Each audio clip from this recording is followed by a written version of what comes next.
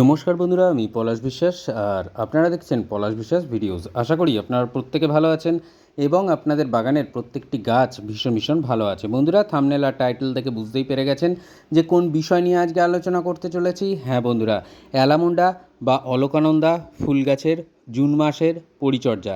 কি কি খাবার দেব, কোন কোন খাবার গাছের পাতায় স্প্রে করব এবং টবের মধ্যে প্রচুর পরিমাণে ফুল কিভাবে পাবো এই অলকানন্দা বা অ্যালামন্ডা গাছ থেকে, আজকের কিন্তু সেটাই ডিটেলসে দেখাবো। একদম স্টেপ বাই স্টেপ দেখাবো, পরপর বলে দেবো পরিচর্যাগুলো। দরকার হলে খাতায় নোট ডাউন করে রাখুন, ভীষণ সুবিধা হবে। এবং অবশ্যই প্রচুর পরিমাণে ফুল ফুটবে আপনার গাছেও। যখনই বর্ষা নামবে, মানে প্রাক বর্ষার বৃষ্টি যখনই শুরু হবে, এই অলকানন্দা বা অ্যালামন্ডা গাছ কিন্তু অজস্র ফুলে ভরে যাবে। এবং তার আগে যে কাজটা করতে হবে, গাছটাকে আপনাদের ঝোপালো করে নিতে হবে। আর ঝোপালো করতে গেলে কী করতে হবে?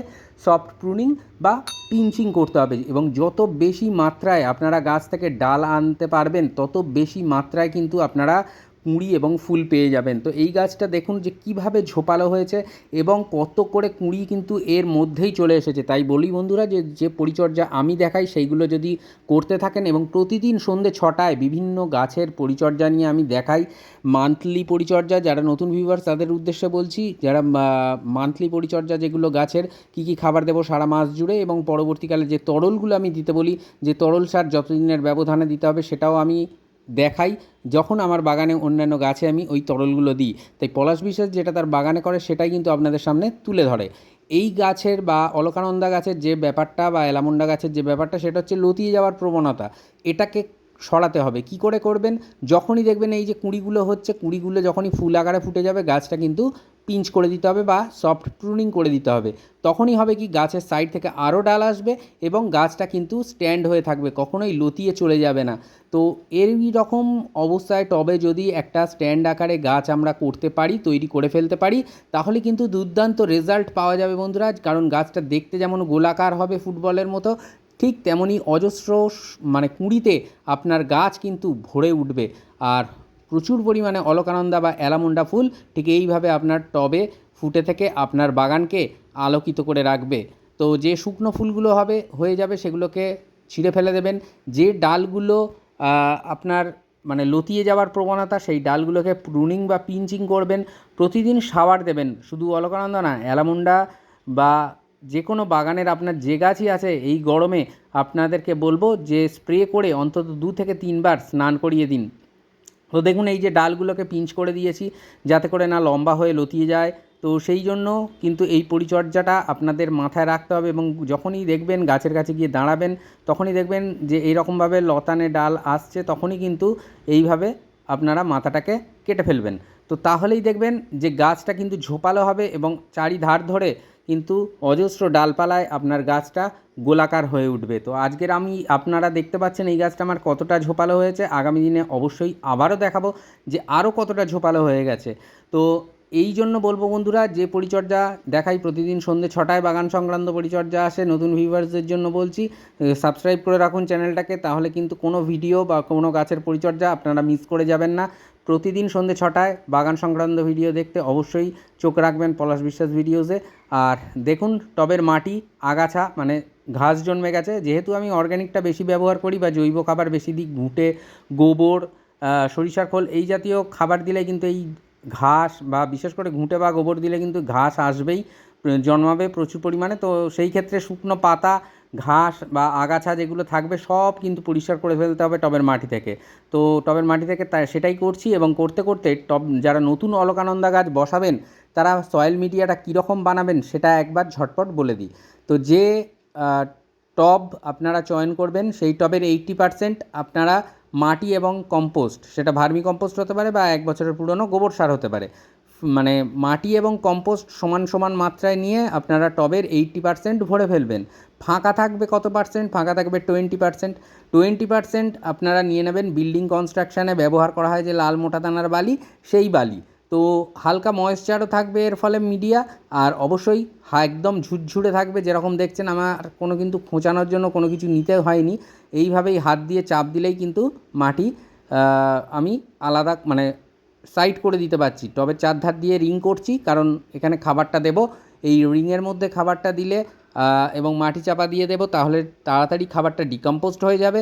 এবং এই যে গাছটা দেখতে পাচ্ছেন অজস্র কুঁড়িতে ভরে রয়েছে, এই গাছ কিন্তু আগামী দিনে আরও কুঁড়িতে ভরবে এবং প্রচুর পরিমাণে ফুল দেবে, এটা এখন থেকেই বোঝা যাচ্ছে। তো জুন মাসের ভীষণ ভীষণ গুরুত্বপূর্ণ এই খাবার দাবার এবং পরিচর্যা। তো চলুন দেখি মাটিতে কী খাবার দিয়ে নেব। মাটিতে দিয়ে নেব আমরা, এখানে দেখতে পাচ্ছেন যে হাড় গুঁড়ো বা বোন ডাস্ট, আপনারা স্টিম বোন মিলও নিতে পারেন 1 টেবিল চামচ পরিমাণে।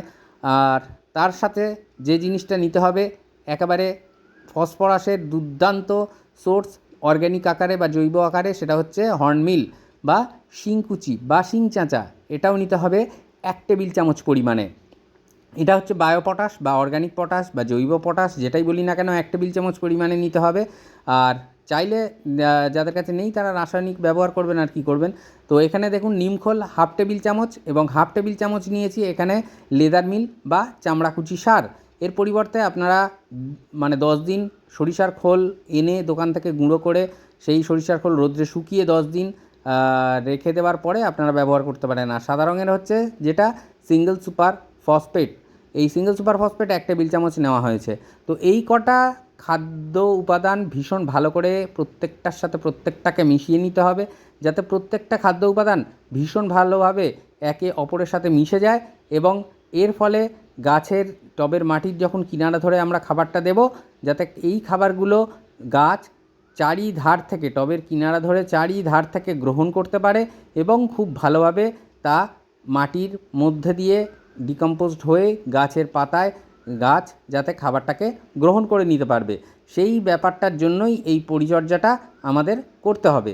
তো দেখুন টবের চারিধার ধরে এরকমভাবে দিয়ে দিয়েছি খাবারটা। এবারে মাটি চাপা দিয়ে হালকা করে জল দিয়ে দেব। হালকা বলতে মোটামুটি 300 থেকে 400 ml পর্যন্ত আমরা 10 ইঞ্চি টবের জন্য বা 12 ইঞ্চি টবের জন্য দিতে পারবো জল। তো যাতে করে টবের মধ্যে দিয়ে খাবারটা না গুলে বেরিয়ে যায়, অথচ টবের মধ্যে যাতে মানে খাবারটা মিশতে সাহায্য করে, সেই জন্যই এই জল দেওয়ার পরিমাণটা বলে দিলাম এবং জল দেওয়ার ব্যবস্থাপনাটা। এই খাবারটা আমাদের আবার দিতে হবে 15 দিন পর, অর্থাৎ জুন মাসে যখন অলকানন্দা গাছে আপনারা খাবার দেবেন তার থেকে 15 দিন পর এই খাবারটা আবার দিতে হবে জুনের শেষের দিকে গিয়ে।